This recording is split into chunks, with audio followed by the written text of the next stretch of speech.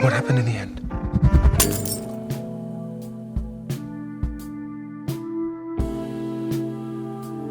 I give you my word. Hello, everybody. Welcome to this second roundtable devoted to the central topic of Jazz Connective project, the artistic scenes, their vitality, their reality, their emergence. This is a very vast subject that we have been talking for 2 years, visiting these 6 partner cities, meeting artists and professionals. In order to speak about this topic today, I asked Kenneth Killen to moderate it, this one with me. Kenneth was one of my first supporters when I launched the Jazz Connective project, both in the first failures and successes. He learned to understand my Franglish and was able to elevate our reflection with his spirit of synthesis. He has been professionally involved in the music industry since mid-90s. He joined the improvised music company 11 years ago, maybe 12 now. And his current role as artistic director includes curating the company's programming content, its 4 festivals, as well as implementing the company's resource strategy and development. Kenneth, can you introduce our speakers with me for this afternoon and start this roundtable with us? I can. Hello, and I hope everybody can hear me. Hello from Dublin, Ireland. Thank you, Pierre. So basically, today's session is about the dynamics of scenes, and as Pierre mentioned, it is something which has been very close to this whole project. In fact, it's been at the core of this project since the very first kickoff meeting back in Ljubljana in Slovenia. And indeed, it was something that was a thread which ran through all of the subsequent meetings in the other cities dotted around Europe. Most recently, for our own event, which was held in Dublin in 2019, which seems like a lifetime ago now. We say Dublin 2019 BC, which is before COVID. We had a discussion on this, which we called Space is the Place. Because the issue of space and scenes and things like that are fundamental to the progression of this music. So I guess in this session with the guests who I will introduce, we are trying to unpick, unpack, and essentially re-gift all of the key components that make creative scenes and creative spaces, collectives and ideologies, to make these meaningful, purposeful, to make them fulfilling, to make them be a core of development, and rewarding, fundamentally rewarding for artists and audiences.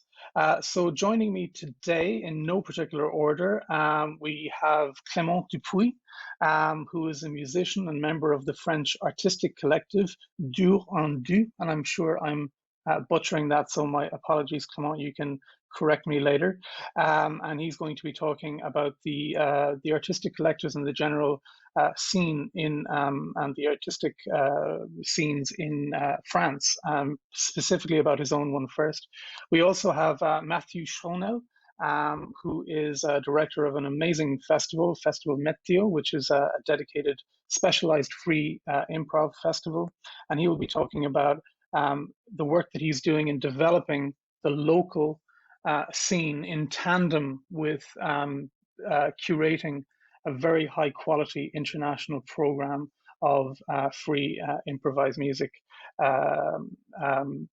And the other people joining us, this is a very international panel, truly international, because we have Mr. Tony Dudley Evans, who's joining us from Birmingham. And hey, Tony, now I can see everybody finally. Hey, what's happening? Can you hear me? So we have. Yes, I can. Yeah, I'm just introducing you, Tony. Right. So Tony can speak about Well, you can speak about so many things, Tony. I mean, God, where do I even start? But most certainly, you can talk about the scene in Birmingham. You can talk about development of collectives, and you have in fact, you did a wonderful article on the Jazz Connective website, which compared and contrasted the French collectives and the English collectives, and I think we can get into that a little bit later. But also, I suppose Tony will talk about what Tony has done throughout his professional career as a programmer and how that feeds into the development of a scene. And finally, we've got Kim McCarry, whose resume is probably longer than War and Peace, but far more interesting, I would argue. Kim basically sits at a fulcrum of multiple different outputs, because first and foremost, Kim is an artist and an activist, but she is also privileged, I suppose, to be in different positions. She is the chair and the president of the Jazz Promotion Network, which is a network organization for Ireland, England, Scotland, Wales. She's also a programmer in a venue in London called the Vortex. And she also works with a national institution, which is the Arts Council England. So Kim can bring a lot of different, a kaleidoscope of different thinking, I suppose, to where we are with scenes right now, and how standing at the intersections of all of those, how can that develop the scene for her. So those are our speakers today. And I think Pierre, because Pierre is the co-moderator. I think, Pierre, I'm going to hand over to you to start with Clément, and just to get a little bit of a better understanding about the French scene and the artistic collective, which is Du Rendu, and I'm sure you're going to tell me how to say that better. Du Rendu. Oh, that was okay. Nearly. Thank you, Kenneth.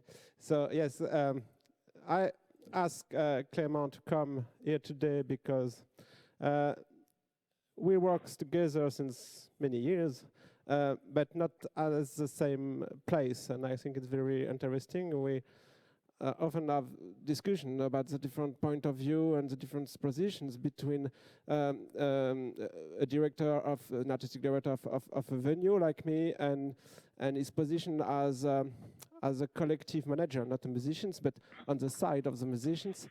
And we met us at the really beginning of the creation of the venue, and it was really interesting for all these years to see how the two things evaluates in parallel between the venue and the collective. So maybe, Clément, if you can make just a short story, because the story is always important to see from where we start and where we are now. Hello, everybody, and thank you for inviting me to talk about the different collectives in Lyon, and maybe more especially Du Rendu, the collective that I represent. Just a little correction, I'm not a musician myself, which make a lot of difference, I think, with other collectives that are run by artists only. The collective Du Rendu was founded in 2008, and I joined them in 2010. Actually, the association was founded in 2008, and I started to work as a booking agent for one band, and step by step, years after years, the project developed and gathered many different artists from the scene here that were not working with labels and booking agency. So we little by little we started with the booking, gathering the artists, the energy, and trying to build a network to first play in Lyon, and then out of Lyon in the area, in our region, then in France, and then little by little more internationally. So the things went pretty slowly, I would say, because we were first all volunteers. Artists were young artists, willing to have a professional development and live from their music. So we went first from the step of booking, then started to work on label, And little by little, we got funded by the region, the city of Lyon, the Ministry of Culture in France, and many other funding companies. And so we got the chance to develop and to have more workers, because I was the first and only one, but now we have 5 people working in the office, which make a lot of difference with, I would say, other collectives from this city and other region, that we get structured. And it's maybe because I was there and I'm not a musician, so it make a lot of difference. And that's it. So basically we do, with the live music is still the main part of our activity. We do about 200 concerts per year, and produce about 5 records now, and of course work with all the actors from our city, including Periscope, because we're very close to the venue physically, but also ethically, or in our philosophy is quite close. And the thing is that the Periscope was founded and created 12 years ago, I think, by 13, whatever, by musician, and is now more, there's more people involved in production, administration, and also direction. And we are the part that keeps the artist close to the venue and try to work together on the project, the main activity of Periscope and our activity. I'm not sure if it's clear or not. And is there anything else, Kenneth, you want to know about Duredu or other collectives in Lyon? I don't see you. I see you. Your micro is cut.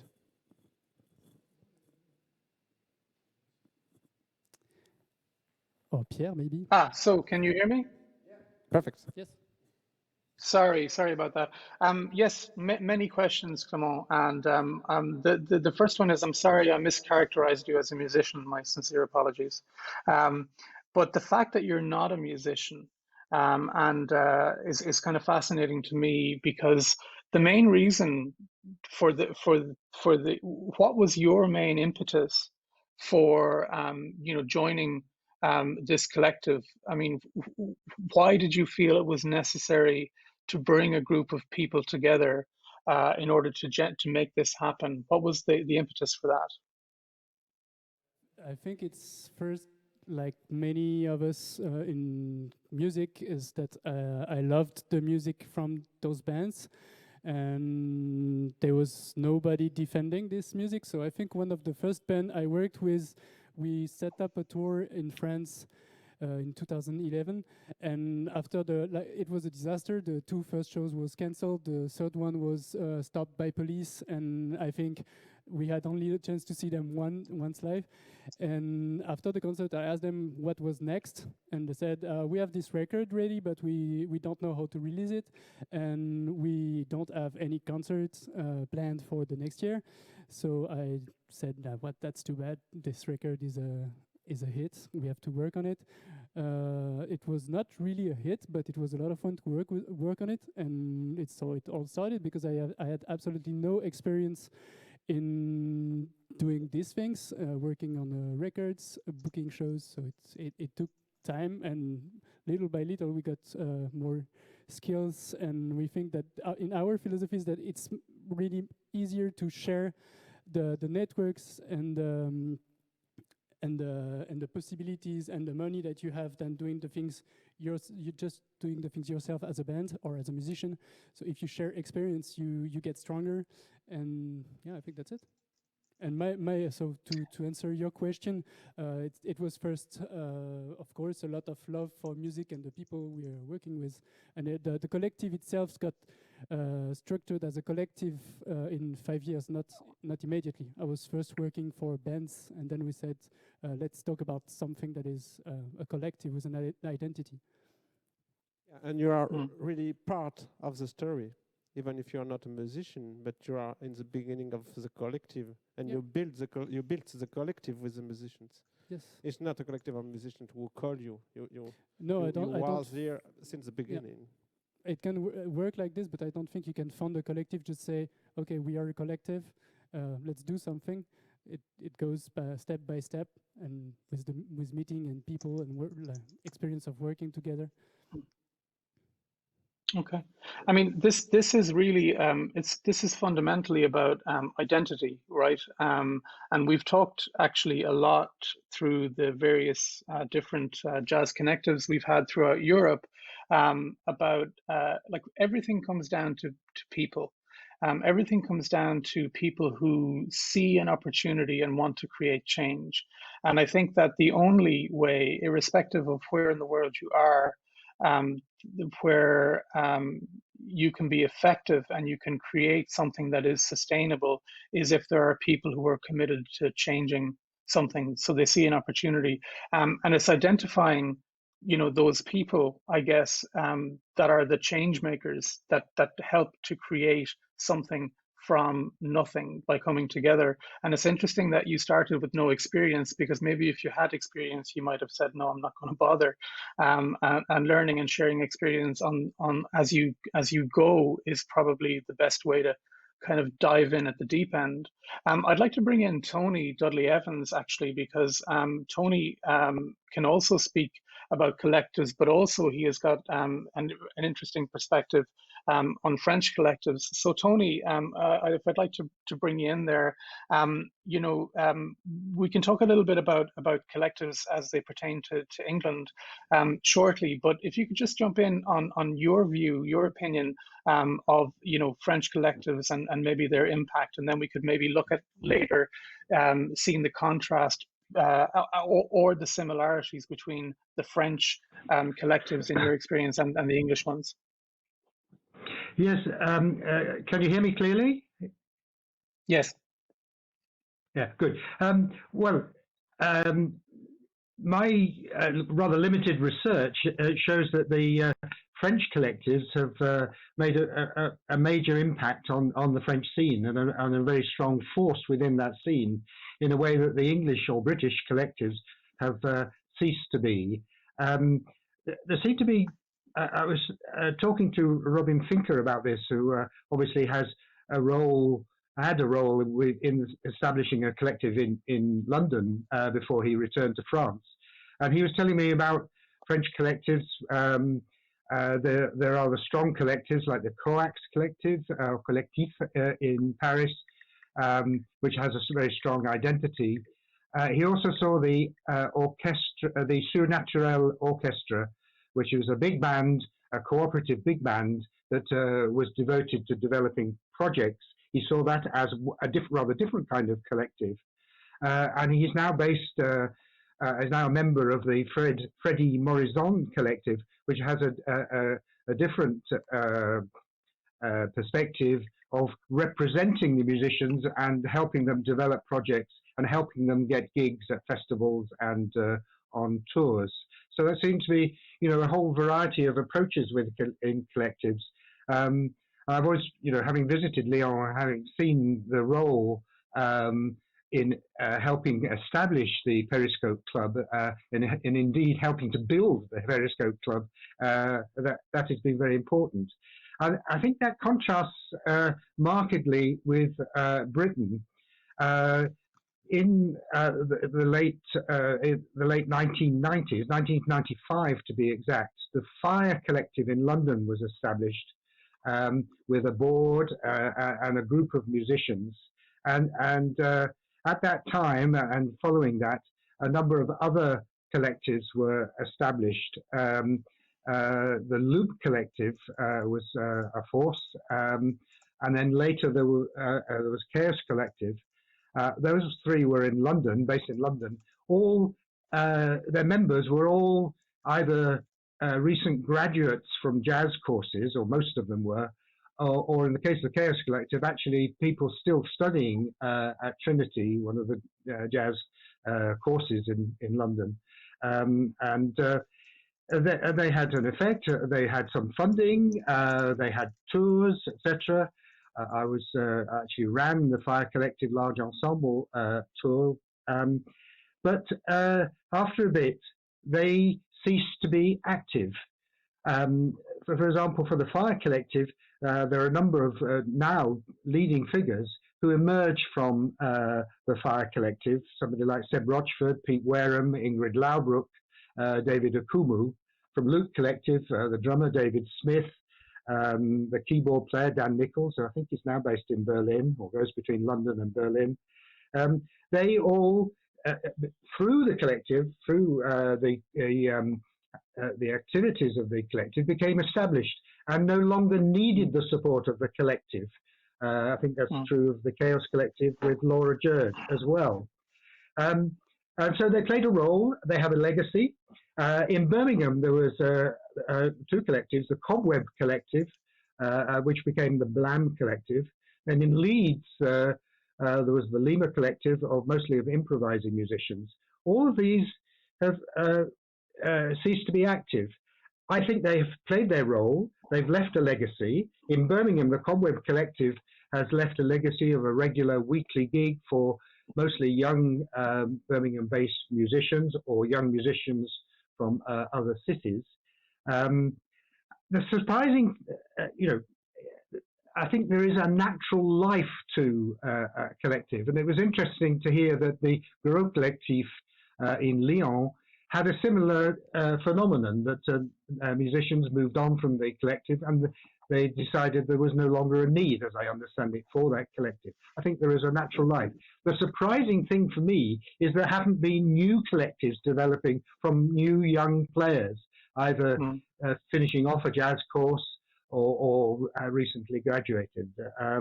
And part of this is that there hasn't seemed to be funding for such collectives. But there doesn't seem to be an impetus to set them up, which I think is unfortunate. I think there could be a strong collective movement in Britain. I think an interesting one is the Glasgow Improvising Orchestra. I don't know whether they would describe themselves as a collective, but it's certainly a group of improvising musicians who do projects together, work together, certainly form a community, and run a very successful festival, which took place just a week or so ago. So that's sort of the difference, I think, between British and French collectives.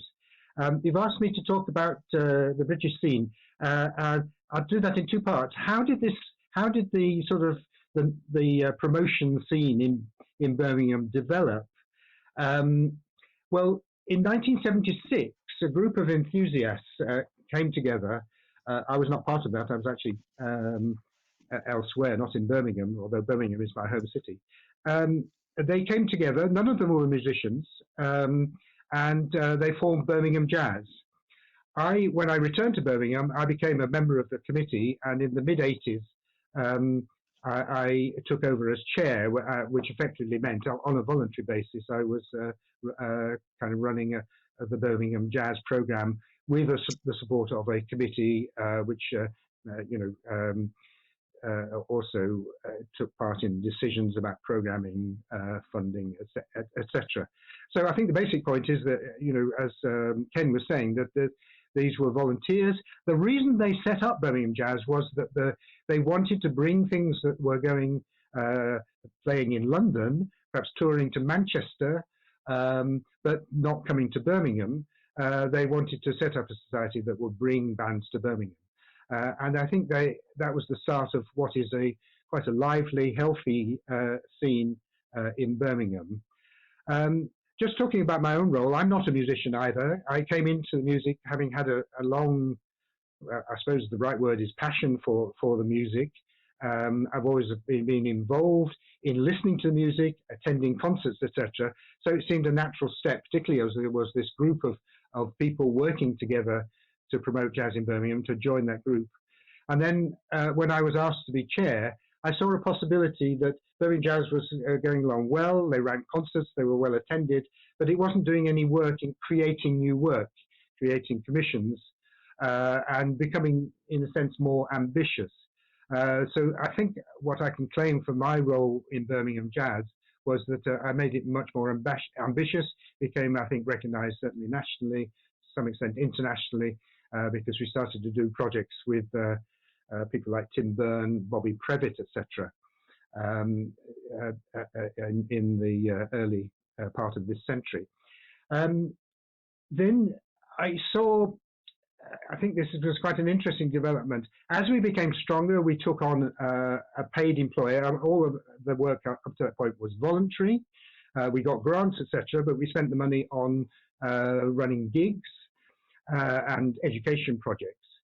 Now, as it went on, we were able to employ Mary Wakelam Sloan, became a very important part of the organization, definitely with her own ideas. But it was a very insecure position for her. And we started to have, particularly on education projects, we started to have a lot of, do a lot of cooperative projects with the big hall in Birmingham, Symphony Hall. So eventually, with support from the Arts Council, we became part of Symphony Hall, in a sense, the jazz department as within Symphony Hall, with the name Jazz Lines. Birmingham Jazz carried on as a voluntary organization led by different people, but we went into Symphony Hall and were funded to do that. And that, I think, was a good move in that it strengthened the sort of the infrastructure of jazz in Birmingham, of Jazz Lines, we, by being part of Symphony Hall, we somehow seem to be able to get much more funding, particularly for education work, and we have quite an extensive education program with ensembles, etc., of various kinds of ensemble, which Mary has played the major role in running, and Richard Foote more recently has played a major role in running them. So that's been a sort of development. So we've gone from an entirely voluntary organization into an organization within a larger organization, rather similar to, as I understand it, Druga Godba in Slovenia, in Ljubljana, which is part of Sankare Dom. So we've got into an organization that ceased to be a totally voluntary organization and have a certain amount of stability as a result of that. But what I'd like to say is that despite all of that, we retain our rather naive enthusiasm and for the music and want to be doing things all the time. If I'm permitted, I'd just like to say a little bit more about the Birmingham scene. I think in contrast actually, with some Tony. other... Yeah. Sorry, Tony. Actually, no, absolutely. We do want to come back to hear a bit more about it, but I'd like to just bounce it back to Clement for a second, because I think you raised some very interesting points. So do you mind if I just get a response from Clement on that? Yeah. Could I just say that I'm struggling to hear what's coming out of Lyon. It's very quiet. Okay.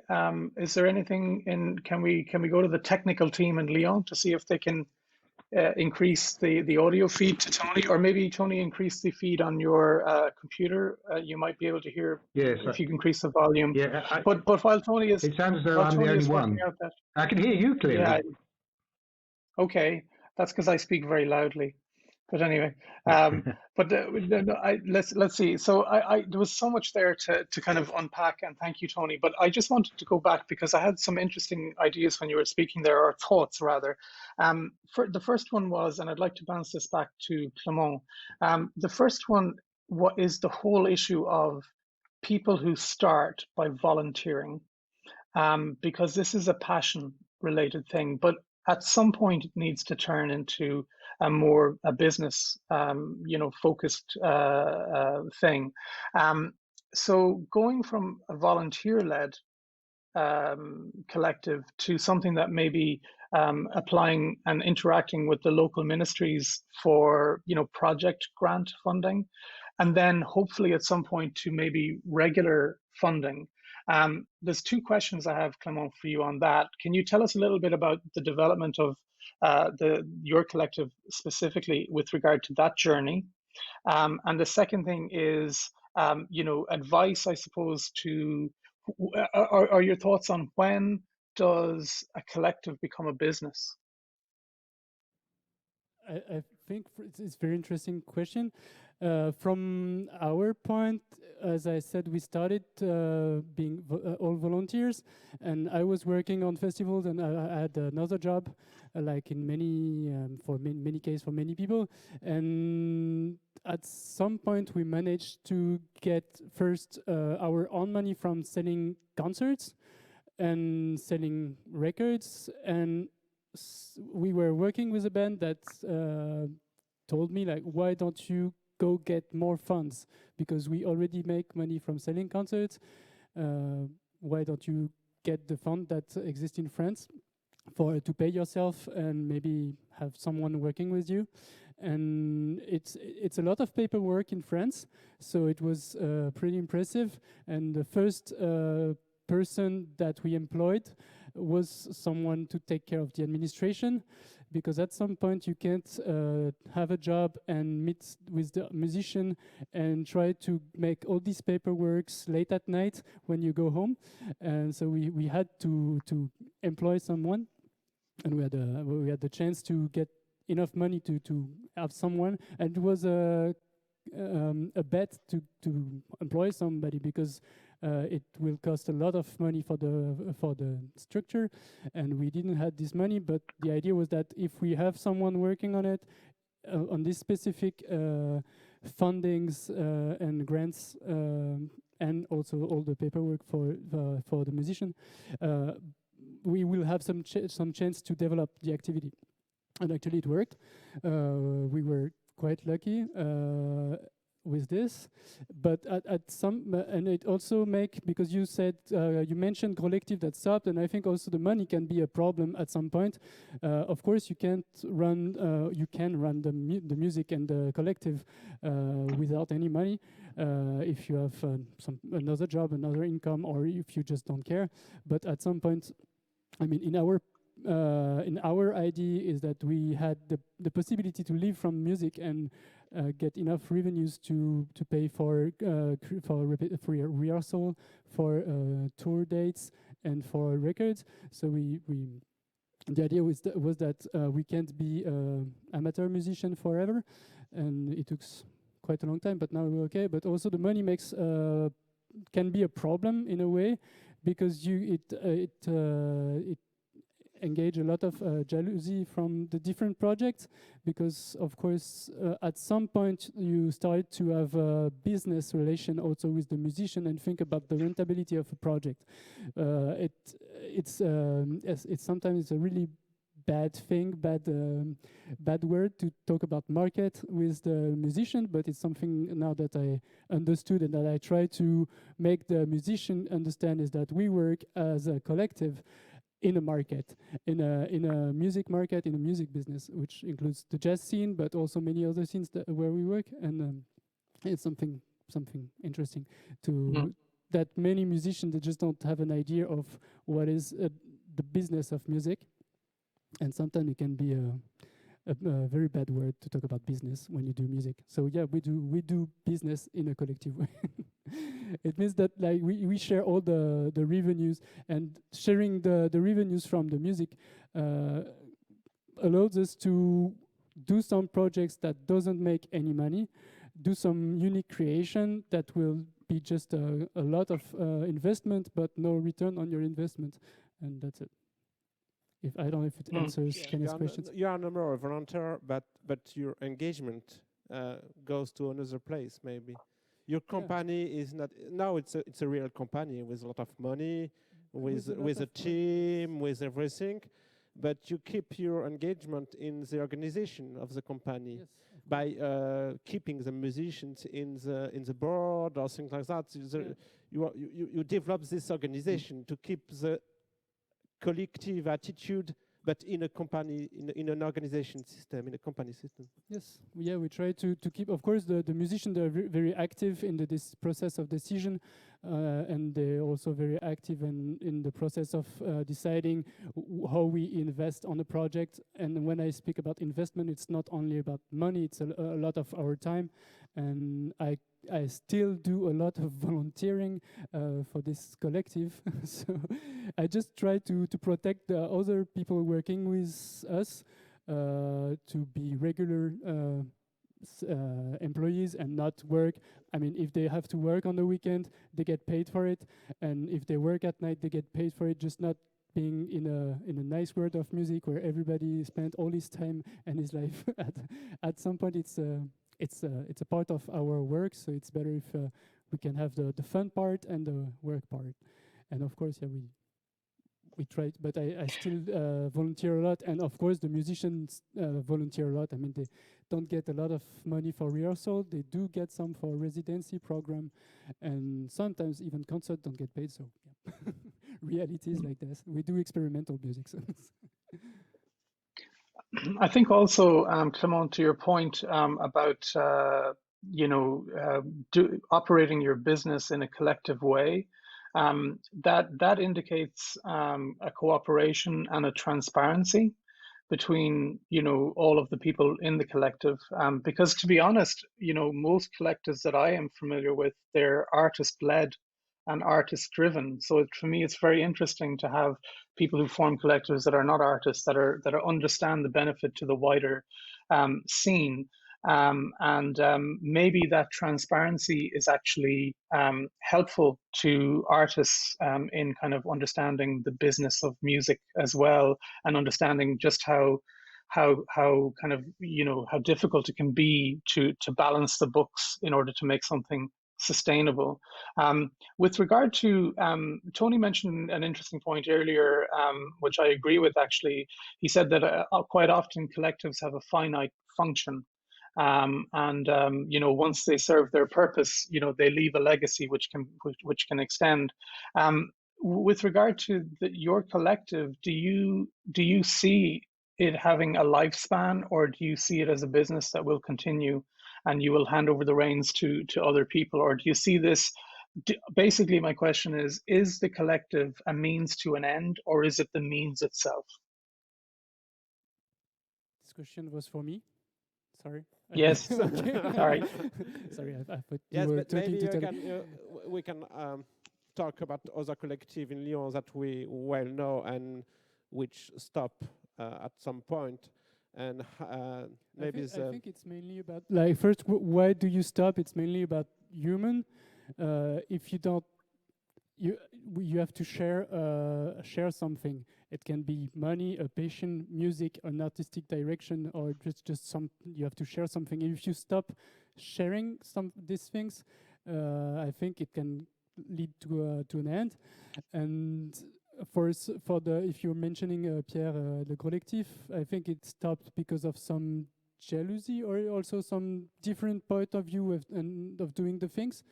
I'm not sure if because I'm not part of this, and I was not part of this collective. We're just neighbors, and I think they had the chance to develop and get a real nice activity, and they suddenly stopped. When I think they stopped at the point where the development was really interesting and they had the money to finance creation, and that the capacity and network to make new projects and jazz projects emerge in France and maybe in Europe.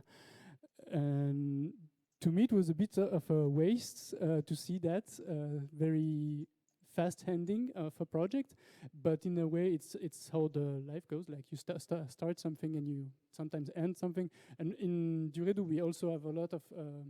It's a lot of work to keep and maintain the energy, the collective energy. So to have the artists, especially in this moment of we don't see each other a lot, and people are going off the city, and we don't meet a lot anymore. So it's hard to keep this and maintain this energy. So you have to keep. It's not only working on your project and doing your band, getting your tour booked by the collective. It's about having some intentions and collective projects.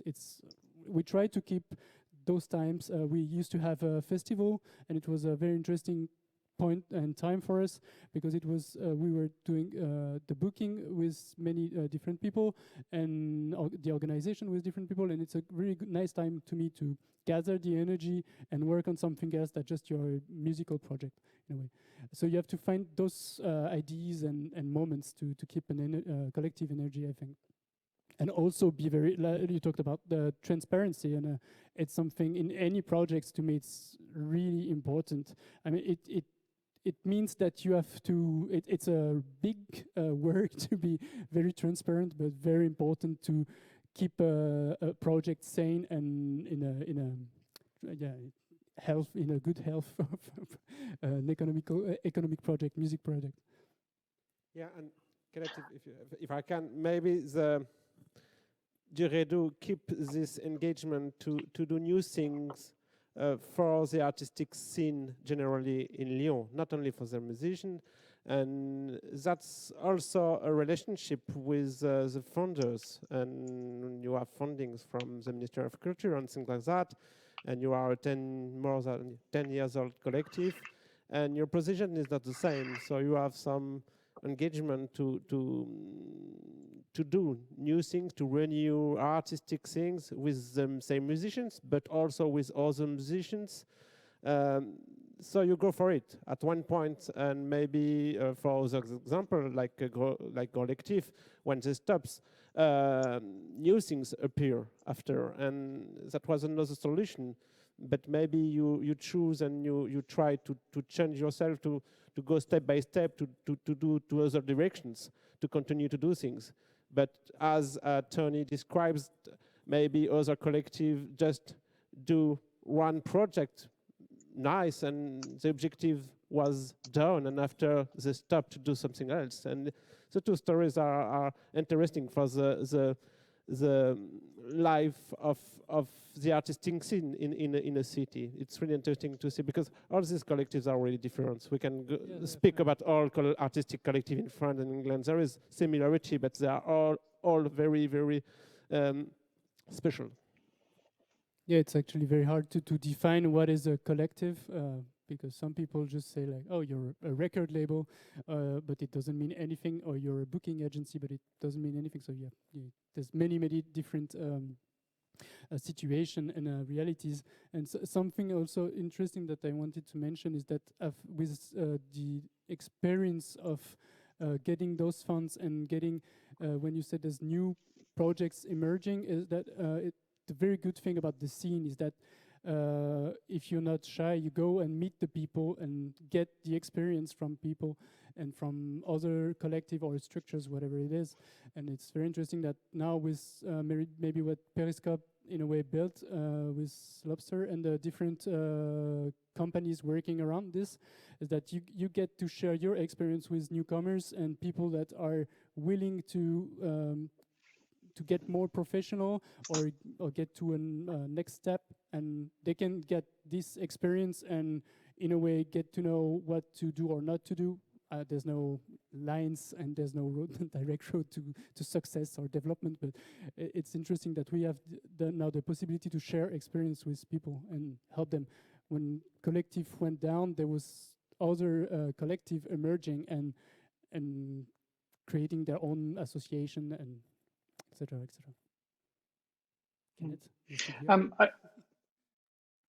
Yes. It's interesting to me about one of the things that I wanted to kind of focus a little bit on is the nature of identity of a collective, because you say, what is a collective ultimately? But I think, over time, as we've seen in the collectives that we've mentioned, they all have an identity. It might be a specific area of music or a subgenre. The reason people come together, artists predominantly, but also programmers who are sympathetic, is because they recognize the collective need to develop, this specific area of music.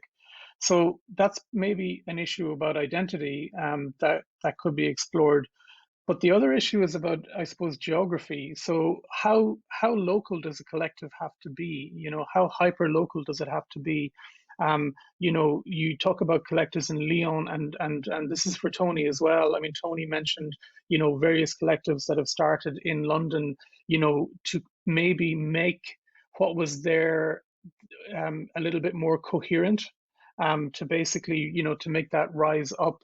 And my second point about that, I suppose, is that we're coming out of a crazy year with COVID. We would all obviously like to be in Lyon, and we're not. But is there a future for collectives that exist in the digital domain? Is there a way to increase the scope of the collectives by combining people who think the same way across different scenes? So that question I'd like to direct that to Clement, but I'd like Tony to come in afterwards, and then I'd like Kim to come in on it as well. I have absolutely no idea if if a future can be both digital and I also like to meet you here in Lyon. It would be really much nicer.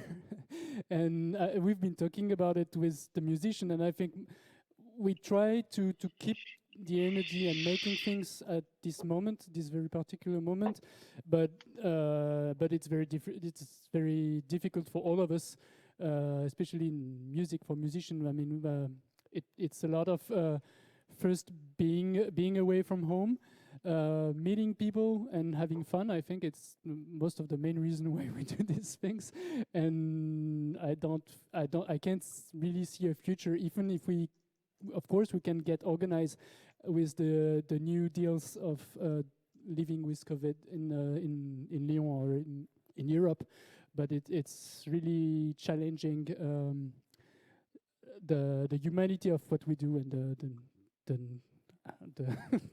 and also the sustainability, because our activity is also based on, of course, selling tickets and selling records and meeting people, and we don't really feel like we've been doing a few concerts this year in streaming, and I think we can do it, and we always been working on digital promo, getting videos, live videos or studio videos to have materials to develop and sell a project. But it's not an end. I think the end is going to Mathieu Festival, for example, or Pierre venue, and meeting people, meeting real people and having real moments. And I think it can be a time, but it can be an end for the most of us. Okay, merci Clement. Tony, could I get your thoughts on that?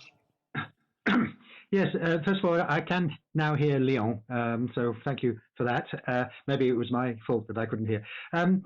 Well, the thing that fascinates me is the way that it was said that some in France, some collectives cease to be, their function no longer exists, but new ones come along. And my point was that in Britain, that hasn't really happened, that there haven't been new collectives appearing. On the regional question, yes, there were several in London. The interesting one in Birmingham was that there was a collective formed, mostly of students or graduates, as I said before. One of the problems was that everybody was in it.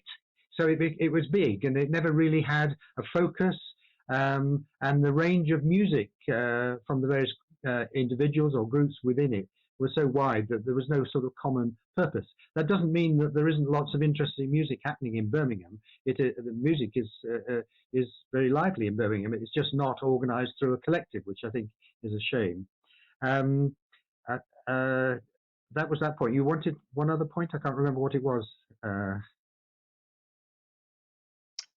The other point was an observation about the year that we've had, and is it possible for maybe like-minded collectives across Europe and indeed across the world to kind of join together to amplify their respective musics in a digital domain, essentially, digitizing a collective or groups of collectives to increase their reach. Yeah. Yes, I was going to say something on that. Well, I think what's happening this week is fantastic, and the various sort of evenings devoted to a particular country or city have been fantastic, and I really feel that this has been a strong network, and I would like to see it continue either online or when we get back to normality, if we ever do, with sort of exchanges between the various partners in this particular group. That would be really nice. So I like the idea of whether it's through this group or through different collectives of much more coming together across Europe. I mean, we're in particular, as we're about to finally leave, well, we have left the EU, and we're about to probably go without a deal. It's very important for us in Britain because, you know, we are part of the European scene. Mm. Yeah, I mean, that's interesting. I mean, I think we got to bring Kim in here because I realize we've been talking for a long time and we haven't actually asked the experts, which is a musician, about how they feel about all of this, us rabbiting on. But you know, fundamentally, this discussion is about scenes of which collectives are a part, and we also know that a scene, a healthy, sustainable scene, you know, needs key ingredients. It needs artists, it needs programmers, it needs financial support, it needs media, it needs, there was a very interesting discussion earlier this morning about media. And of course, all of that is to bring audiences to hear this music.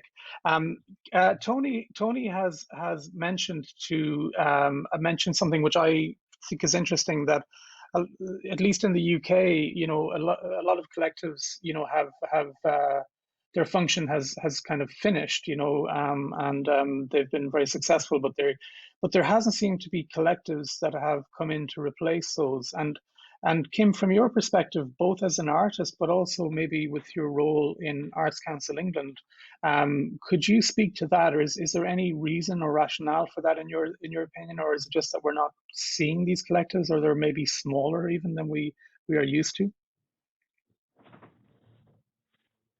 Yeah, no, I think Tony's right that there was a sort of period where we saw lots of collectives that were active and we haven't really seen those replaced. I think for me, in many ways, I'm kind of glad that they haven't been replaced. I think one thing that is a bit of a problem that I found, like studying jazz and then going into the professional world, is that in our art form, and I'm sure we're not alone in this, we don't tend to kind of reach beyond our peers to form, you know, groups. So having having studied an artistic degree and then looking back on the kind of group of people that I would spend time with, certainly while I was studying, it was other jazz musicians. And so, you know, if you look at kind of other time periods, say you look at, you know, I mean, London in the 50s, if you look at, you know, the visual art scene in London in the 50s, you'd see groups of people from lots of different disciplines and lots of different jobs, actually,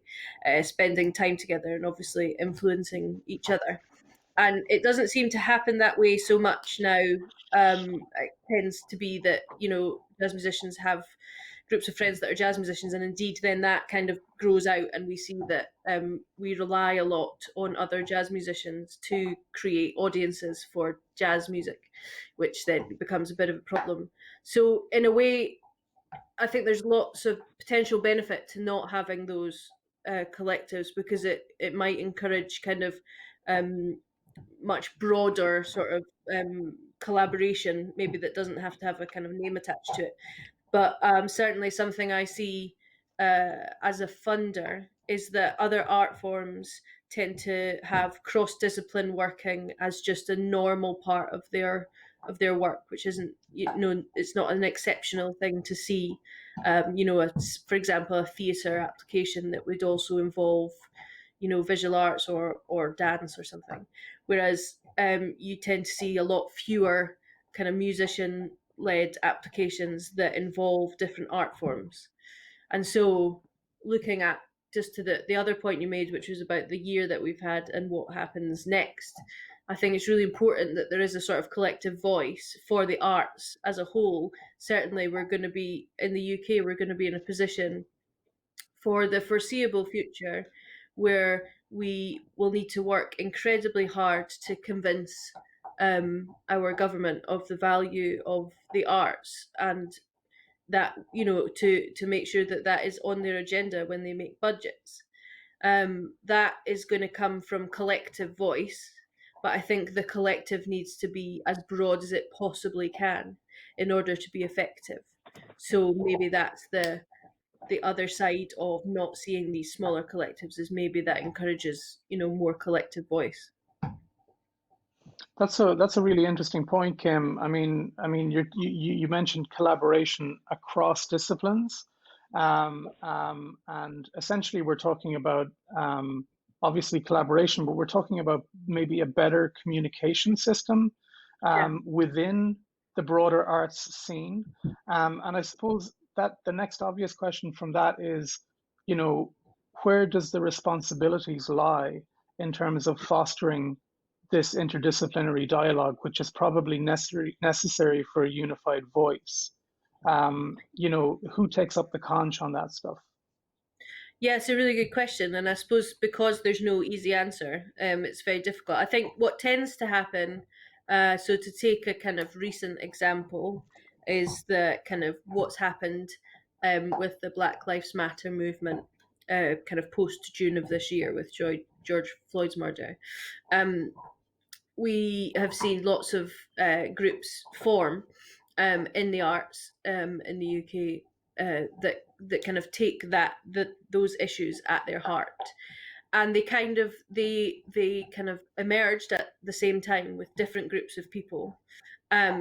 Some have remained the same, and some have realized that they are working in a similar way to another group and have merged the groups. I think that, as you know, it's no bad thing to have too many people decide that they should lead the charge on that, and eventually it does settle. I mean, there's lots and lots of points of intervention, I think, with this. The unions that represent creative practitioners, they could play a part in it. So could any kind of higher education institution that involves the arts, they could play a part in it. The media outlets could play a part in it.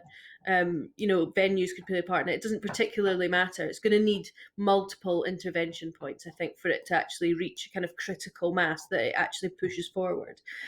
So we just need some people to make that first step and use their existing networks, I think, to pull that together, probably in an informal way, to begin with.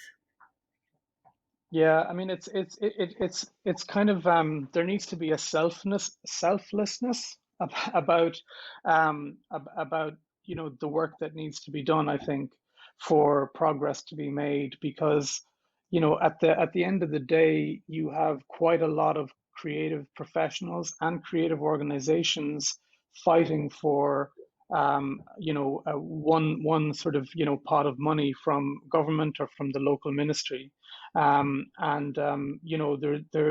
that can be quite a selfish exercise, because the act of kind of sharing for the betterment of the whole scene is something that is not very, very common. As Clement mentioned earlier, sometimes when you start a project, being naive, being a volunteer and being passionate and just sort of not fully understanding the potential pitfalls is probably the best way to go. Would you agree with that, Kim? And second to that is this issue of selflessness. But and speaking of that, I mean, you're also chair of a network, and what do you see as the role of networks in developing identity within scenes and creating like the spaces that are required for discussion and then for activity? Yeah, I think those are really good points. I think thinking, thinking as someone involved in activism, I would say that you see a frustrating amount of kind of displaced energy. So to take, for example, the feeling of lots and lots of people in the arts fighting for a small pot of money, which is the cultural budget, for example, which happens a lot, and it's very, very understandable that would happen, that you feel passionately about something you want to deliver, and if you see that someone else has been supported and you haven't, it's very, very easy to feel like there is an injustice there. I think there's also, all of us in the arts kind of run as fast as we can, and we try to do as much as we can, and we are kind of naturally protective of the work that we do and the sort of position that we hold. And but because of that kind of natural disposition to feel injustice within, we tend to forget that we should be kind of looking outward to find ways to use that energy. So to take the funding example, I would be more interested in seeing what that energy could do if it was directed toward the people that make the decisions about how much money is allocated to culture. So rather than being cross at someone else who received £15,000 of money you feel you should receive, maybe you look at a government that's just increased military spend, which is 28 times more than the cultural budget. And that feels to me like a much more kind of unifying and kind of useful way of using energy. So yeah, it does take a certain selflessness, but I think more than that, it just takes a self-awareness to look where you are and how you fit into something much wider, and you find common ground, that goes far beyond I want money and you shouldn't have it. There's something much, much bigger than that at stake here. I think I mean, that's interesting to me, because I think that you're essentially speaking as an activist there as well. And I've seen this quite a lot. In order to be kind of successful with anything, you need people who have different skills. And I think we could have a discussion around, in the creative arts community, what might be missing in terms of skills. For example, I mean, we need people who are strong lobbyists. We need Yep. people who really know about advocacy and how to and we need activists, and we need people who basically can understand the disparity in terms of allocation of funds, and people who can highlight the importance of creative practice and culture in any society. So I think that we have a role to do that, but that's on a much that means that we need to be clued into what's happening, but operate on a kind of a much higher level than the kind of a functioning level, which is the most tangible output of what we have. And do you agree with that? Yeah, absolutely. We're in this very odd time at the moment where we're all being asked to consider our short-term survival and our long-term strategy simultaneously, which is not really how any of us have ever worked before. So it feels kind of very urgent, but also that we're being asked to consider, much longer term things. I think you're absolutely right about the kind of lobbying and advocacy angle, and I suppose then, with Jazz Promotion Network in mind, is to look at, like I said before, with intervention points, what role can a network best play to kind of amplify a voice. The benefit that a network like ours has, which is a membership organization, is we have the potential to gather lots and lots of information, which can be very powerful. And so our responsibility is first to collect the information, and then secondly to figure out the best way to use that information. And so I think that we all agree that there needs to be more lobbying and advocacy. What we need to agree on is what we are lobbying for and what we are advocating for. But again, like we talked about before, it requires some people to be active. It's a very powerful force that keeps people doing what they're doing, where there's a lot of risk to speaking out because you feel you might lose what you already have rather than what you might gain if you speak out. And so that we almost have to step out of that way of thinking as well, to realize that it's something bigger than us. Yeah, which is quite difficult when we're fighting for the scraps and morsels, as they say, of the funding pot. I mean, and Tony, I'd like to bring you back in. Again, this is specifically with regard to Birmingham. And I think over time, the things that we've been talking about here with regard to kind of that advocacy, within a region. Can you talk now about sort of your observations of that over time in the Birmingham scene? Right. I'd like to just briefly say I agree with much of what Kim was saying, that the jazz world tends to be a rather insular world. I suspect it's particularly, listening to the discussion this morning where all these radio people were talking about all sorts of genres which are linked to jazz, but not necessarily totally jazz. Jazz tends to be a bit insular in Britain. And that's a generalization, I realize, and it's not completely true. But I was struck by a talk by Jeffrey Smith on Radio 3 that when he came to this country, he was American and came to live in Britain, he was struck by the way that people regarded themselves as jazzers, and jazzers meant that they listened to jazz and they didn't listen to anything else. They were kind of opposed to other musics. Now, obviously, that's only true of a certain kind of person. But I do think our jazz world in Britain needs to look out to dance, to film, and to other genres of music. So going to the Birmingham scene, I think one of the problems is that the attention has tended to be much more on the London scene. I think in other European countries, the regional scenes seem to get almost as much attention as the capital city, whereas in Britain the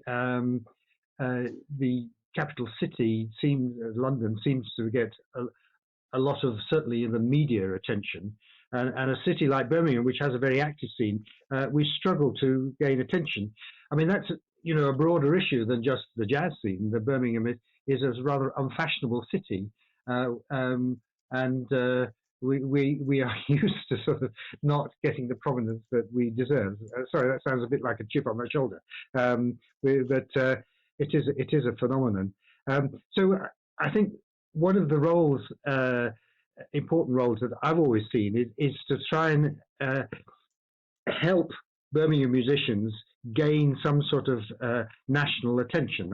And I think we have been reasonably successful in that. But one of the problems is that Birmingham is such a varied scene. There is a sort of straight ahead, sort of hard bop sort of scene.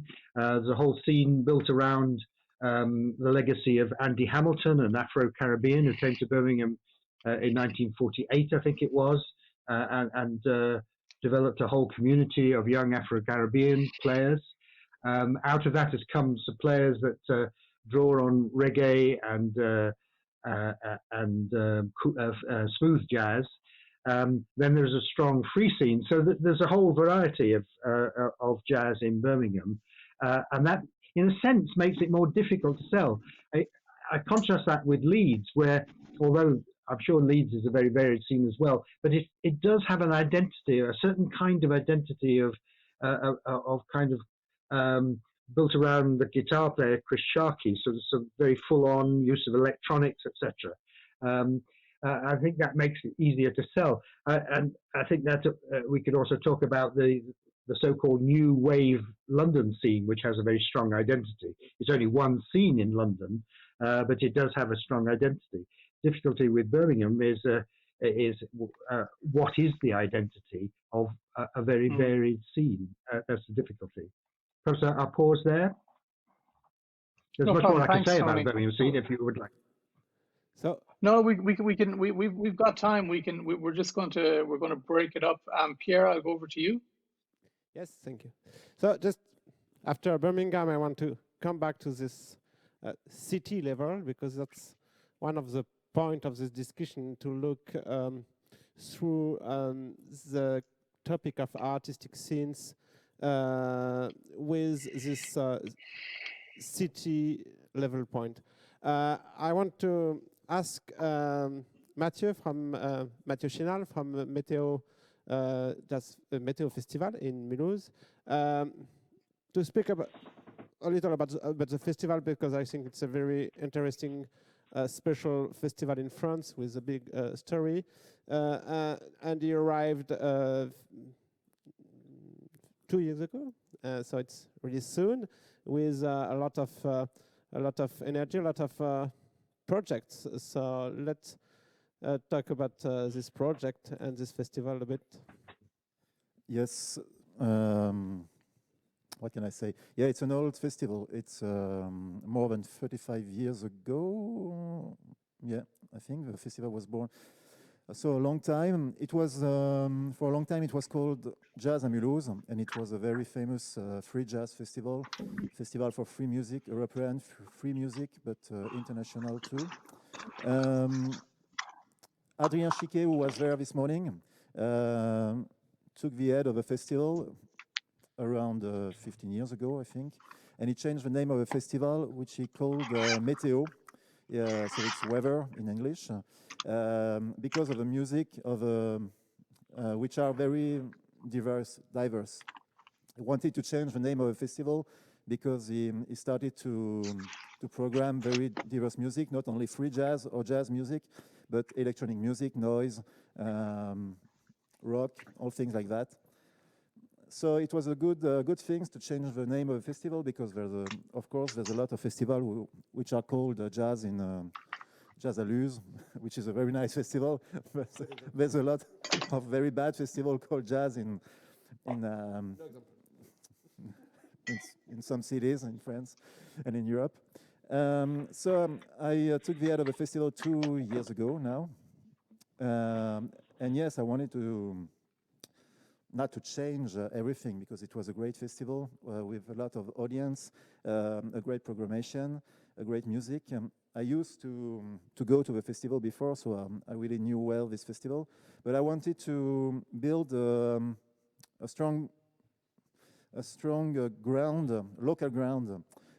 When I talk about local, it's not only the city, it's the region now because it's a big region, and there are a lot of great musicians.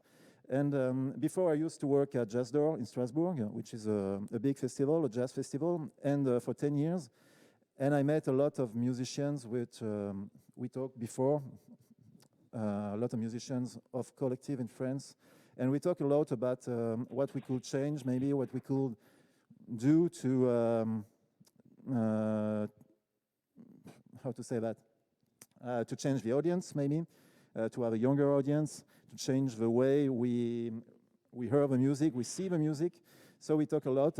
And when I arrived at this festival, I wanted to work on all those things we talked about for 10 years. So I wanted to talk a lot with young musicians because I didn't want to program always the same old musicians. All musicians are great, of course, but I wanted to have some younger musicians too, to give them some more confidence, because I think there's a lot of great musicians who are now around 30 years old, which are really great in France, and especially in the region Grand Est, so in the northeast of France. And so we talk a lot about, with all these musicians, we talk a lot before, so I really knew well what they wanted to do, what they wanted to propose. And in Mulhouse, we have, it's a very special city. We have a lot of different venues. The festival is not in a special music venues, but we do a lot of concerts in churches, in park, in public spaces, in some diverse places in Mulhouse. So it's a very industrial town. So we work a lot with musicians. We talk a lot before with them to see how they wanted to play, how they want to play their music in some special place in churches because of the sound, in some casual places. So it's a very it's a lot of work we did in talking before the festival. So when they arrive at the festival, they really know well how they could play the music. And when I arrived at this festival, I really wanted to talk with a lot of people in Mulhouse, people in some shops, coffee shops, people who are working in the artistic things in Mulhouse, of course. I went to a lot of concerts, underground concerts, more well-known concerts in some theater, and I talked a lot with other people to see how we could do together. I don't want to be the boss of a festival, arrive just for 1 week at the end of August to make this festival. I really want to work with all the people all through the year. And when the festival arrives, everybody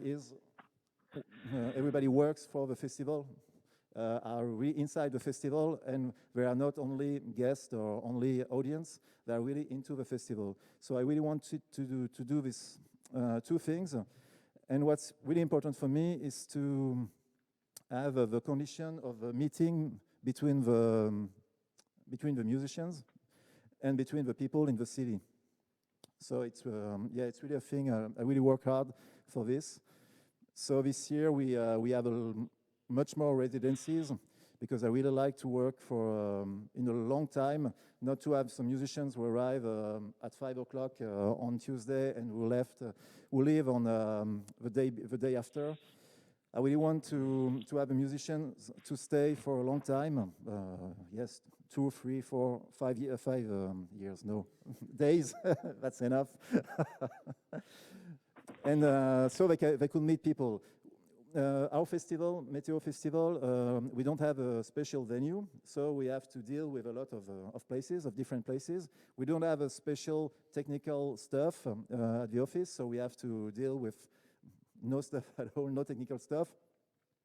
So we always have to imagine things, to work a lot together with some small collective, with some schools, with some places. So it's always a lot of fun. Not always, but. Thank you, Mathieu. As we know, the Meteo Festival, it is a very important festival for the free and improvised music scene, nationally and maybe European. It's really interesting how you try to change things. You are talking about how you use spaces, but also how you use musicians to give you or to share with you some ideas to create new things. But are you sure that there is no problem with the name of the festival, how you mix this international famous program or the European identity of the festival and this local approach? Do you think there is a complementary, it's not easy to mix everything in the same time? No, it's not easy, and some people are not agree with this kind of direction. Because, yeah, as you said, it's a very international festival with a lot of musicians from the United States, from Australia, Japan, and from all through the Europe. And of course, some people said, we don't want to listen to some young French musicians or some young people from the region. We want to hear some American musicians, very well-known American musicians from the free jazz scene, improvised scene. But the goal, of course, is to provoke the meeting between the musicians from France and from the region and musicians from far away. This year, for example, it was a special year. We could make the festival at the end of August, so it was great. But we have much more French musicians because of the impossibility of a lot of musicians to travel. But we invited, of course, some international musicians from Berlin, from Vienna, from Amsterdam, and it was great to see how the musicians from Berlin, Amsterdam, or Vienna meet this young generation of musicians from France and from the region. It was a very nice meeting between sometimes different generations and sometimes, of course, sometimes different backgrounds, because there's some musicians from the underground scene of Strasbourg who play in a lot of underground places. And of course, we have some very professional musicians from the improvised music scene in Europe or sometimes far away. So it's a very nice meeting. But of course, we have to work hard to not make this festival only a local festival, because it's not the goal of all this. Of this festival, because it's very specific. Yeah. And what is the reaction of musicians when you ask them to be part, not only or not, maybe not at all in the program, but more in the organization or in the foreign artistic programming more than their own participation to the stage on stage. Sorry. I think we could really see some changes with a younger generation. I spent the last 10 years to talk a lot with young musicians about it, and it was always a lot of questions about the role of a director, of a programmator, an artistic director, and there was a lot of questions, about how we could change, how we could have another relation between artistic director and musicians. So it's a lot of time before, as I said before, it's a lot of time before the festival to spend, to talk with the musicians about what I want to do with this festival and what they expect of the festival. And so when they arrive at the festival, I really know well the musicians, and so I know it could be easy to have them in the festival. How to say that? Yeah, so it's really interesting, and I think it's a very natural way to do. It's a lot of time, of course, and it's funny because a lot of musicians told me, "How you are not so many director to spend so much time with the musicians or to answer to the phone or to talk a lot with them." But I think it's very important, and it's very important because yes, we don't have any, as I said before, we don't have any venues, so it's always very special to play in some church, in a park. It's not the same conditions as they could expect of a big festival. So it's very natural, I think. And in a way, musicians from Mulhouse can say they are from Mulhouse with the Meteo Festival, even if they don't play it for the edition of the festival, but they were part of the organization of it. They can have the festival as their own festival in their city as a musician. Yeah, but there's a lot of musicians in Mulhouse who never played in the festival. But I think I don't know if it's a new way to do it. It's the way we do it in Mulhouse now, because I think it's very funny to do it, and it's very nice, and the feedbacks are great from musicians. But for example, this year with the COVID, it was very special. We have to move to some other places. We have to find some solutions. We don't have any catering, so we didn't have a real backstage places. So there was a lot of questions about how musicians could react to that. Okay, there's no backstage, so where I can go to rest a little bit, where I can go to eat. But it was very, very natural because, so there's no backstage, so it's okay. After the concert, they can go to the bar directly and have a beer and eat with the other people, and it's okay, no problem. But of course, I talk a lot with them before. They didn't arrive and say, "Oh, there's no backstage. Oh, we didn't know." No, it was special. So everybody played this. Took well the fact it was really different this year, and maybe it will be different in the next coming years. Kenneth, I go back to you because I have a question for you. I remember, I remember this meeting in Dublin. It was an intense debate with a lot of your friends in Dublin about the artistic scene in Dublin and why there is something to do or why things are not working as they want or as they want to do. What is your feeling about that question? I remember the debate between musicians telling to other musicians that this is because musicians are not doing anything for their own scene, and other musicians fighting them to say that that's because of the Ministry of Culture or the city of Dublin that there is nothing. And there is this strange debate between musicians fighting themselves about with the first has to do something to create the scene.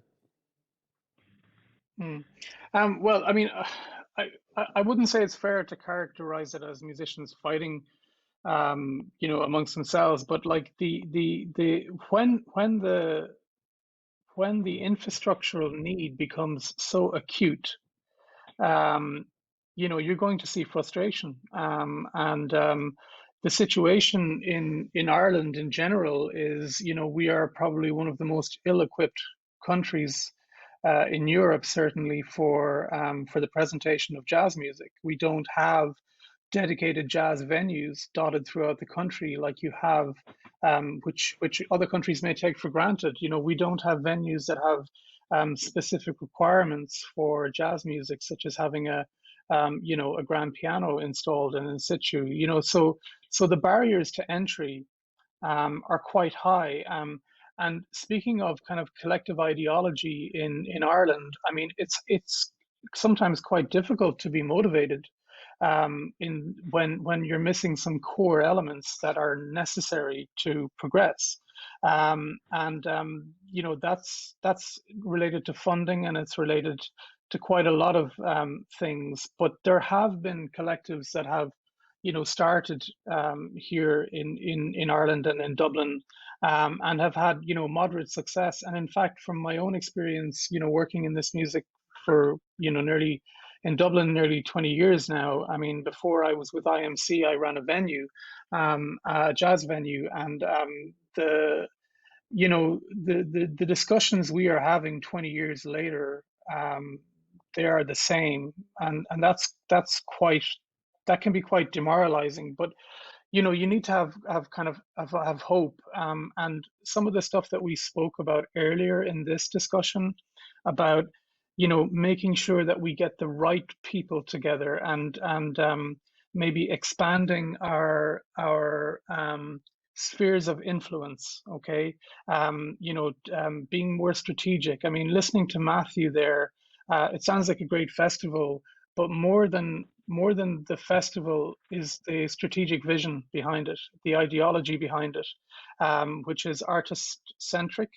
I think that, you know, there's, you know, Matthew was talking about market research, you know, getting an understanding of, you know, the local community and the needs of the local community and the musicians within that community. I think that's very heartening to hear. But you know, to get anything off the ground, it requires a lot of joined up thinking. Otherwise, you're going to have people pointing fingers at each other, saying, "Well, you know, you were supposed, it's your job to do this and do that." I mean, I think the issue of modern music and creative arts is that you got to be a little bit of everything to make anything work. You know, and you know, just being, you know, an amazing musician is not enough in and of itself. It requires some other core skills to develop in a world which is becoming increasingly difficult to promote music in. I think that, you know, it's easy to argue that we would need more financial support while we're facing a far bigger existential threat in the kind of value perception of music in general, which is a whole other debate. But my point, I suppose, is that, you know, there are certain core fundamental requirements, and you know, it can be a battle domestically, locally, regionally, to get over some specific hurdles. Not having a physical space to call home, basically, you know, for audiences to understand that this is the space where this happens. This type of music happens here all the time. If you have that in your locality, please don't take it for granted, because if you don't have it, what happens is you retard the development of the identity of the music. And if the music doesn't have a locus or a home or that identity, it's very hard to build upon that. And I think that, you know, we had a very important discussion as part of the Jazz Connective program in December. And I have to say that since the discussion in December, we have had a number of Jazz Connector meetings, as we've called them, Jazz Connector, where we're discussing directly with artists how we can move forward. And the consensus is that we need the skills of people who can lobby effectively for government, because that is a full-time job to try and keep the channels of communication and funding open, and to keep the arts and culture at the top of the minister's desk, as opposed to other things. You know, that needs constant vigilance. So I think that we are making progress, albeit very, very slowly. And I do think that if there was more core supports, we could build faster on that. Thank you, Kenneth. Of course, the question, the very important question, even if the Meteo Festival could be a solution without any dedicated spaces, because you have no venues, but there is some venues in Mulhouse and in France, and we are lucky for that, of course. Maybe I can speak a little about the case of the Periscope, and after ask Kim what is the particular situation is in England, in London, and maybe in Birmingham, or maybe in other cities. The situation in Lyon was not the same maybe 10 or 15 years ago, about possible spaces to play, but also possible spaces to rehearsal or to work or to live for musicians. And maybe when we built the Periscope at the beginning, at the early beginning, the first idea was to mix a place to show music and to play on a stage with a place to work. The first work to do on the venue was to build the underground, to create some rehearsal rooms in the same time as the stage on the first floor. It was really the beginning of that, and we built our own venue to play, to discuss, and to work on the music. And a few years after, we work also on a place to work for the administrative workers, as Clément, as me, office, share office, to work on that. And the way we create all these spaces at the same place, in the center, in downtown, in the center of the city, very accessible for all the musicians, but also for the people working with us, also for the people of the cities who can see the work, also for the audience. But I think the important, two important things in this story, that is, since the beginning, the objective was not to create only a venue to show concerts. It was not a project. The project was to build a home, a kind of home for us, to do a lot of things. And the second aspect of the question, and it's very interesting because we can see through the story different steps and different positions. And I remember we had discussions with Clément. I'm sure our positions now are not the same. The regular question is the balance between musicians and people working for the producing, and people working for the venue and artistic direction and programming. And this balance is really not simple to find. As I think the point of view of Mathieu is very interesting, because he arrives with his own idea of the work, but you are still an artistic director of the festival. So the position is here. It's your position, and it's very important because you have to keep the festival there. You have to do a lot of things. You have to put an idea, a style. You have to create something. But the other part of your job is to listen musicians and to include the musicians in the project. And I remember that the position of the Ministry of Culture in France, even if we are really lucky to have a lot of money for culture, that's not the question here, but the question of the balance for the Ministry of Culture between money to give directly to the musicians and money to give to the venues or festival is an important question.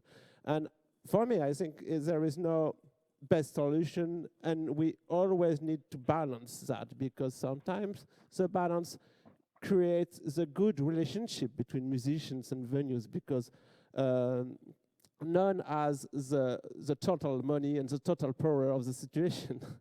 So that's very interesting. And Kim, I don't really see in UK what is this balance between fundings for musicians or fundings for venues, clubs and festival. Is this kind of question? What is the strategy with this balance, if there is one? Yeah, sure. So there's definitely a problem with lack of support for individuals, which has been highlighted during COVID-19.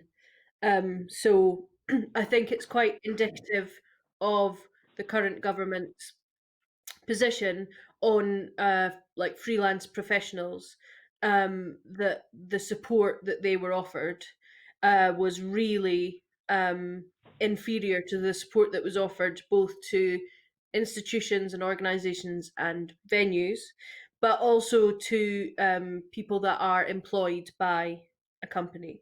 So there is a lack of understanding about the freelance economy, not just in the arts, but in any freelance career. So it is difficult because we're in a position now, certainly the kind of short-term funding, which is reactive to COVID-19, is aimed at protecting cultural institutions, which should absolutely be protected. But we risk a scenario where they're protected and they survive, but there's no one to populate them. So it's difficult to, and as Kenneth said before, kind of mobilize that support. It's definitely there's an imbalance that's weighted towards kind of large organizations. But I think also certainly in London, the real issue is cost of living, both for individual artists and for any physical space. So rental costs of a venue are enormous, and rental costs for individuals are similarly enormous. We don't have anything in place to kind of regulate cost of living in London. So we tend to bring in lots of jazz musicians to London because they come to study. And it becomes increasingly difficult for them to have a reasonable standard of life while they live in London. It requires them to subsidize their own art. So rather than they're having support for creating art, they have to create their own support, which is that they work in other things. So they teach, or they work in a job that's not connected to music, or they work in a style of music that isn't where their passion lies. Regardless of how they do it, there are many strategies that people have to do it, but they're strategies that are being created on their own. There isn't a support structure that allows them to do that. And so if you look at, looking at the physical space issue, where I studied, which was in Leeds, where cost of living is a lot lower, the really nice thing about the cultural scene there was that there was lots of grassroots activity, lots of people who could quite easily kind of get together and find a space to create music or to allow music to be created. And that happened, quite a lot. And sometimes for small periods of time, or sometimes over a long term. That you can't have that happen in a place like London. And it's becoming increasingly difficult unless you're backed by a very, very large institution, or by an individual with incredible, independent wealth. And so I saw the other day in New York that one of the venues, the Jazz Standard, is not going to reopen. And we, in the UK, I think all of our eyes are open to see if we're going to lose any other space. The problem is, anyone that we lose, I don't know who is going to replace it. Thank you, Kim. Clément, you want to add something about? I look at you and I speak about you with this for this relation between musicians and. Yeah, I think about the scene, and one thing I was thinking just like long ago, so just mentioning it, is that sometimes you don't know that you're part of the scene or that the scene exists. I think we realize that there's something in Lyon just from people outside of the scene telling us that there's something special in Lyon, and you don't even consider it as special. It's just that you go to concert, you meet people, so you don't really realize it. And it's interesting that sometimes you're not conscious of the existence of this scene.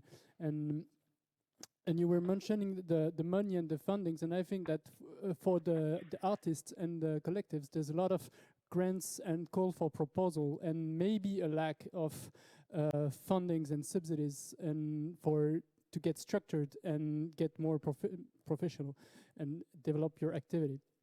So it's maybe the difference between the venues. Most of those grants goes to the venues, but of course you need to be structured to call for those bigger fundings, I would say, or maybe more long-term finance and subsidies than just call for one creation or one tour. And also I was thinking of what a scene means, and to me it's very important that there are places to meet and to entertain and to socialize. So it means like you go see concert, but you also go for a beer, or you just also go for a coffee or for a moment, and it can be Periscope or whatever venue in the city, and it needs to be active, and you have to keep an eye as an activist of those scenes to go and have interest to people. So you need place to meet and places to work that can be the same place. And also, as you mentioned, there's also moments, very special moments, like Meteo Festival can be a moment where all the people in the city gather for art, for culture, for music, for one moment in the year, or it can be a lot of moments where you meet and socialize, but also the big moments are very important to me. Kenneth? Yeah, so so our goal, I suppose, with this session is to sort of underpin and highlight the kind of fundamental requirements for scenes to develop, to be born and then to develop and exist in a sustainable way. And as we've discussed, it comes down to people, whether those people are programmers or artists or people who work in government or, of course, the audience themselves. I mean, none of this would be viable at all without an audience who are willing to go on this journey. So this is about people who do things, and people who are individually willing to be a course and a force for change. And without these people across performance, programming, and artist and audience development, a scene or spaces within said scenes, such as collectives, simply would not be able to exist. I mean, that is the oxygen that it needs.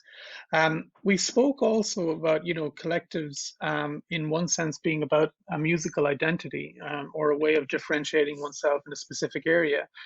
We spoke also about collectives being part of a hyper-local scene as a way to kind of, to create an umbrella of understanding around a particular area, either in France or England or anywhere in the world. And listening to this discussion now, it's quite clear to me that scenes require coordination, a large degree of collaboration, often across disciplines, and this results in collective power. And we know that scenes, collectives have come together for different reasons, and I mentioned about primarily a musical identity. I suppose I'd like to ask an open question to anybody on the panel. Can collectives come together for a higher purpose in a way, not specifically a localized music issue, but could collectives, with their collective power, have the capacity to change how music itself is presented? Can collectives change the paradigm of how we interact with music? Can they slow down touring and match the kind of new world that we're kind of living in? And would they be ready and adaptable for change in the future?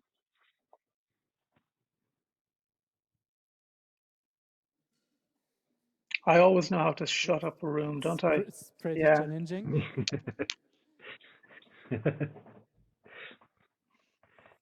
Someone in the UK wants to say something? Tony. Okay, well, I mean, having spoken about the sort of the demise of collectives in Britain, I kind of feel that those with more experience of collectives should answer. That's why I kept quiet. But I mean, I think there is potential for that, and I think you make an important point there that I think almost inevitably there will be less touring, and international touring certainly, and I think it becomes very important to build up the local scene and support that scene. And I mean, it's interesting in Birmingham. I saw my role when I took over the running of Birmingham Jazz as to establish an interesting international program within Birmingham. As we've moved towards becoming Jazz Lines, and Mary has taken the helm, there has been increased emphasis on kind of nurturing Birmingham musicians. I think that's very important. So I think that's my point. I would like to just make a point, really just agreeing with what Kim said. I think it's very important to be aware of how much a musician's life in Britain depends on the activity does, which isn't jazz.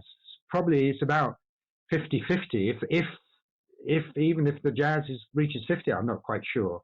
So you know, people, they teach, they go on tours with pop bands.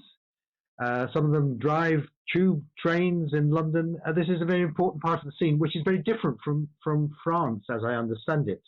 I mean, I was very struck when I played a role in setting up a project between Kit Downs in London and Sylvain Darifourc and Julien Desprez in France.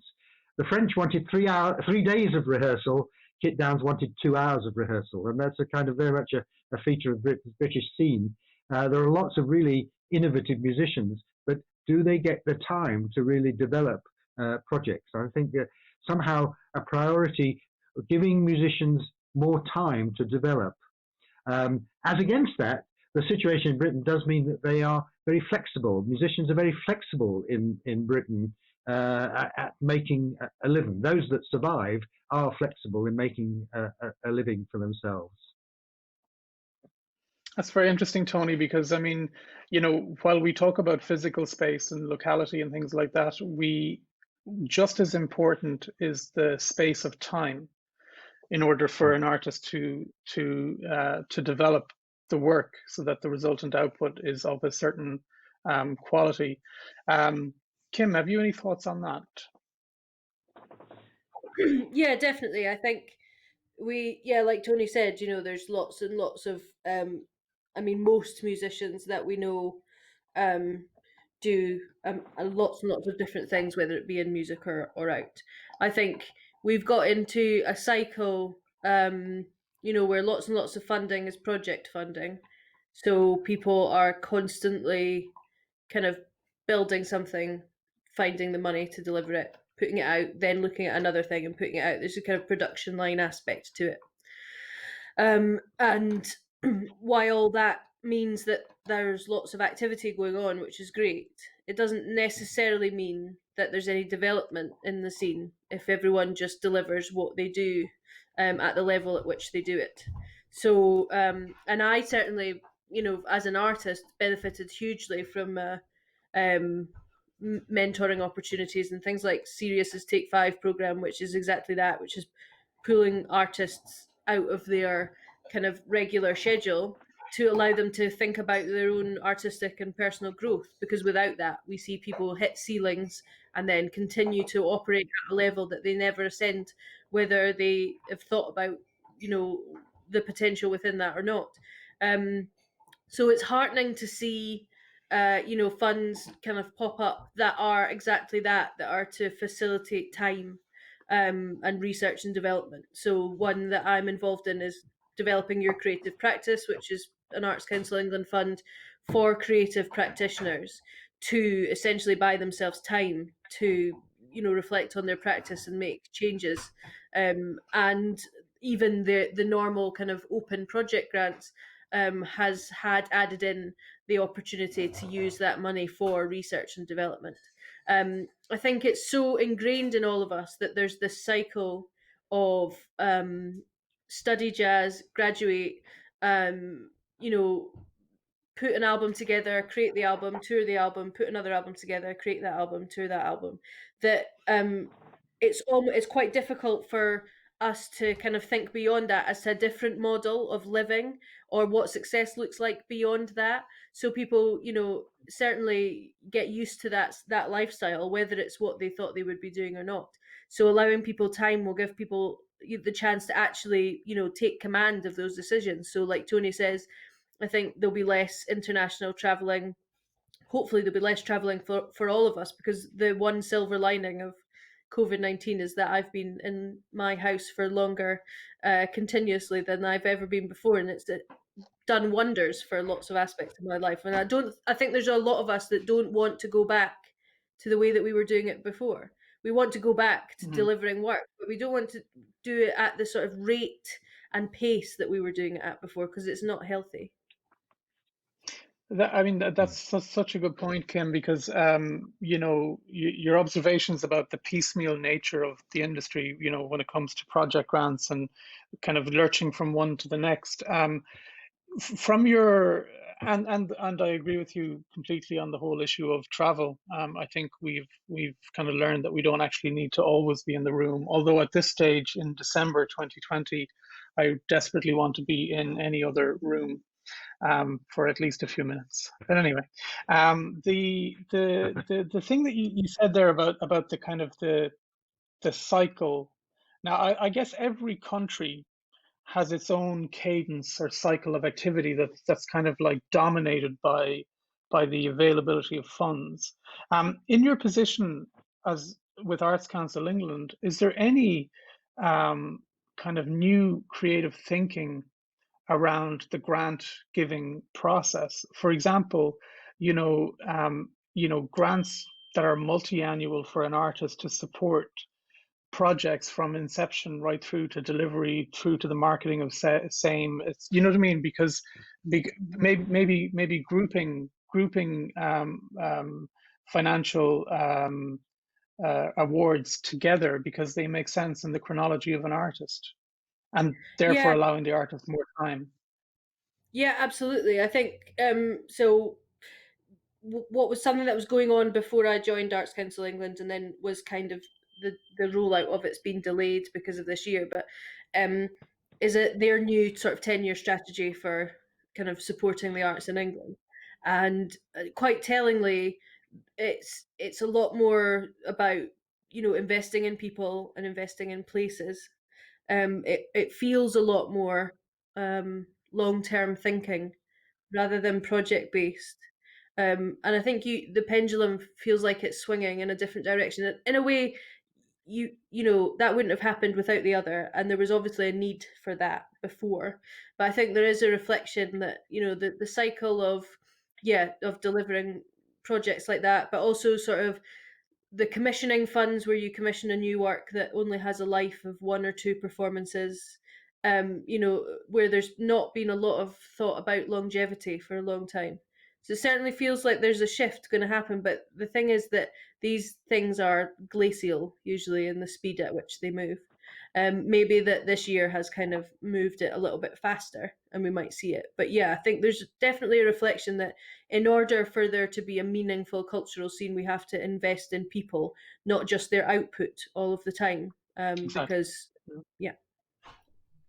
Well, I think that's an axiom of the cultural world, is invest in the artist and not the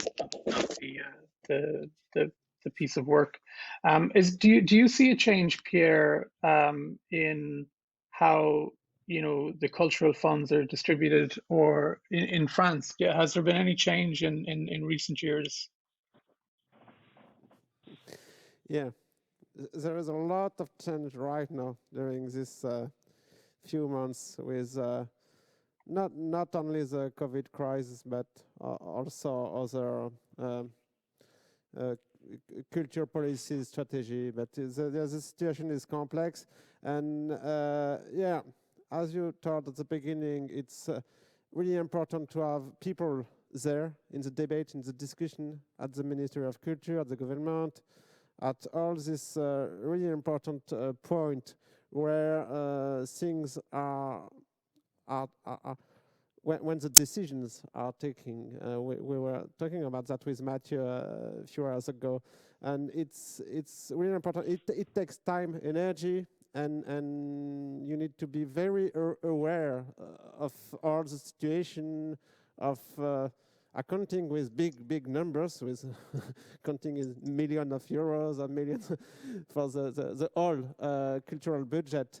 But it's really important to be there with our knowledge, with our ground knowledge, with the experience of the ground, of the reality of organizations, the reality of musicians' lives, the reality of our job. But to make the link between this ground and the high level stage of the Minister of Culture or other government things takes a lot of time. And yeah, one of the big issue now for me and for other directors, but also for the director of collective, because you are also involved in union and things like that, to defend and to build the cultural strategy of a country. But that's not easy, really, and it takes time. And after, you have to balance that with your real job, because you have a job. We have a job. Not only to go to this kind of big meetings to distribute some millions of euros. Maybe one interesting thing about this year's situation and what changed this year is, from my point of view, is that we get much more organized and get more information from syndicate. I think we are in the same music syndicate with Periscope as a representative of musicians and as a representative of venues, and there were 200 or 300 structures in this syndicate in the beginning of the years, and now I think it's 500 or 600 people, structures, companies.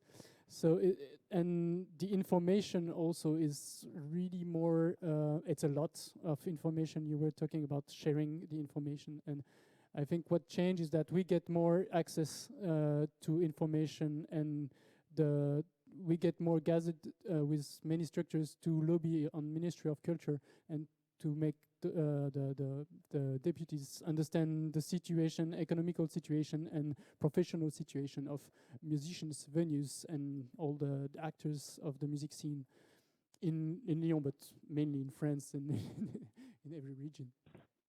And it's not easy to find the right strategy when you are there. the same goals, so it's sometimes we have to. And just to go back a few minutes before, Kenneth, we need foreign musicians. Just to say that, even maybe we cannot go back to the situation before, but for me in Lyon, and I'm sure in other cities, we really need foreign musicians to come back there and to play music. And I think musician needs to travel, so to travel not only in our region or go to the neighbor region, but also to other countries and meet new scenes, new people, the way of doing things, and we will creation, see, music. Yeah, we will see tomorrow's ecological issues of that, of course, but for the vitality of artistic scenes, we need some musicians traveling to share music. And just to add something about the story of the Periscope, since the beginning, we welcome a lot of foreign musicians from Norway, from a lot of foreign countries in Europe. And I can feel now that if I ask, I'm sure if I have this answer, musicians now playing a lot in the Lyon artistic scene, Lyon jazz scene, this actual scene. A lot of musicians told me that they listened to a lot of music in the previous 10 years ago, a lot of foreign musicians, and they built their own music with that music. What they see here. Kenneth, do you want to make the conclusion? Because you are the best one for that, I know. Conclusion. Well, like a lot of these types of discussions, it's really impossible to reach a conclusion because our work is always a work in progress. But it is so important to have a dialogue about it because it is the things that are said that make the most sense in a way, because we need to get an understanding from each other about how best to proceed, and none more than this crazy year, because I think that we've all been forced to reevaluate what cultural life means. If you're an artist, if you're a programmer, if you're an organization, the value that has on the community. I think we've all learned that a scene needs to be nurtured by multiple different participants who are actively working towards a higher, longer term strategic goal. And the word that has been repeated throughout this conversation is strategy. Another word that has been mentioned repeatedly throughout this is energy, time and energy. I think Kim earlier said it very good when she cautioned about displaced energy, because I do think that we do collectively have a lot of energy. If we can direct it in the right way, we can certainly make an impact both locally on our local scene, nationally on our domestic scene, and internationally when we're able to travel again on an international scene. I also think that we've learned more during the pandemic about other scenes than ever before, because we look to this other scenes to see how they're coping. And I think that understanding has given us a bigger, broader perspective of what a scene actually means and what works and what doesn't. I think that through connection and dialogue, we can learn from each other and apply various different models and ideas to our own scenes. And I think we need to be open to that. And the other keywords of today really have been around collaboration and coordination.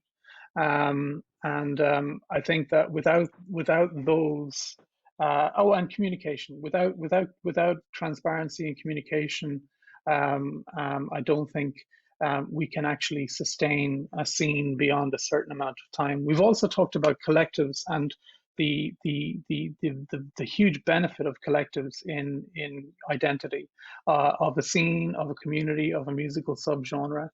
But also that collectives are sometimes a means to an end, and they can be finite. They don't last forever. They do a job.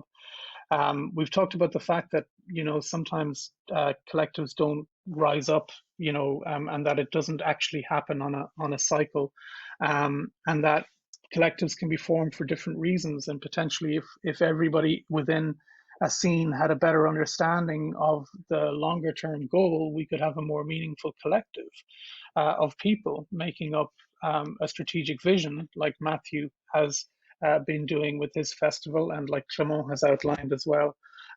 So I think we have a lot to take away. I know that in these discussions we can often go away as frustrated as we came into them, but that's on us more than it is on anything else. I think that this is an important time to just basically outline where we are so that we know where we're going.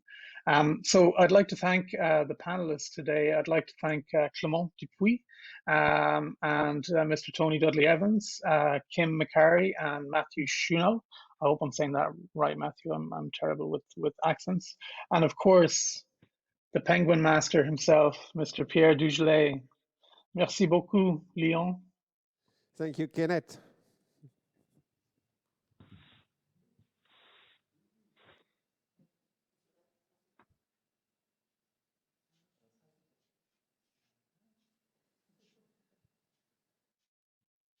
And